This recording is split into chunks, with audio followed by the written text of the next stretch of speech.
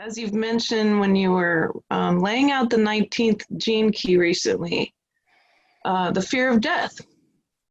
The fear of death is that program that has run the human species and our creations for so long. And now there's the spiritual coming into the physical experience, the grounded experience of the web of life, the cycle, the interdependence. And for you, being someone who can perceive this, perceiving the surrender into freedom, what advice would you give to us around how to better surrender to this light, to this level of freedom that can actually feel kind of disturbing?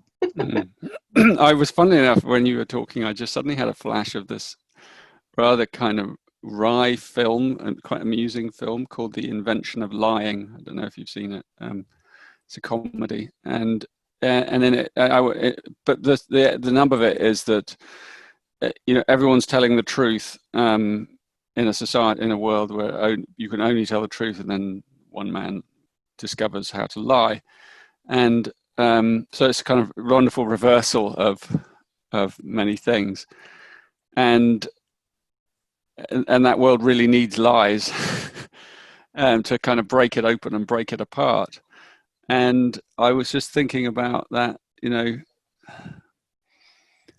what transformation it occurs when there's this sort of huge breakthrough at the core, and how it ripples out. And in that film, it's very funny because there's a man that shows up, and because everything anyone ever says in this world is taken as truth, when he starts talking about what happens after you die, that's announced on the news, like a man has new information about what happens when we die.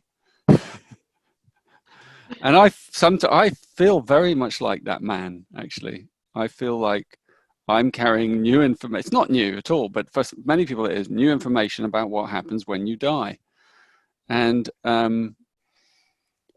one of my missions recently has been to kind of really open up that portal of death. And as you know, a friend of mine recently died, really close friend, and we'd been tracking his death together, and discussing it for months. And he, his goal was to maintain full awareness as he died and as he stepped through the portal into the other realm and into the timeless realm. And then within the timeless realm, to be able to communicate back with those he loves, to be fully available for them. And before he then takes his next incarnation, which he knows that he has coming, and has an idea of where and when that will be. So it's about really tackling this death question consciously and with real courage and imagination and creativity as well. Like people sort of confront death and they just shy away from it and contract, instead of like moving towards it and go, okay, let's really use it and explore it together. And I what I see happening in the coming generations is more and more people really exploring the portal of death and rebirth.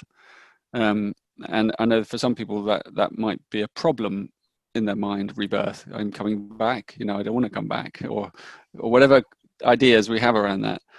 And yet we are on a planet of that is designed for rebirth, and is designed for like longevity and evolutionary growth over time. And so what I say to people, some people have been like, I hear many people saying, oh, this is my last incarnation. And I'm saying, like, you kidding me? You're gonna go for hundreds of thousands of years cycling through these things, and then just as it gets to the party, you're gonna peel off. I don't think you want to be doing that. So literally, as we go through this next cycle, into this next cycle, that's when everything is shifting. So what has to shift with it is our attitude towards death. We have to carry the memory of lifetimes through that portal. And that's a stage, of course. Eventually that stage will lead to there being no need to be reborn at all, and these more mystical things like dematerializing and all of that. But I don't think we're right there yet. I think it's good to be realistic about our evolutionary steps. Like the next step is we have to demystify death, and we have to begin to see the trajectory that we're on, and almost intuit. We have an incredible intuition, humans. Like if we really hone our intuition, and this, Elizabeth, as a seer, you can see exactly where you're going.